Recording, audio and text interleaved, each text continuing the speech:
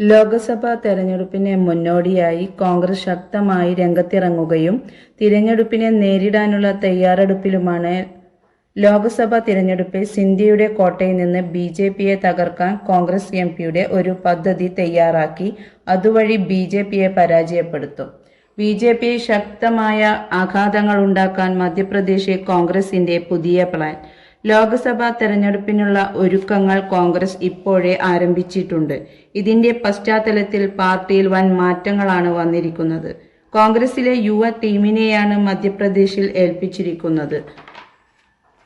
ഗ്വാളിയർ ചാമ്പലിൽ കോൺഗ്രസ് സജീവമായി പാർട്ടി വലിയ മാറ്റം വരുത്തി. ജിതു പട്യാരി സംസ്ഥാന അധ്യക്ഷനായി ചുമതലയേറ്റു.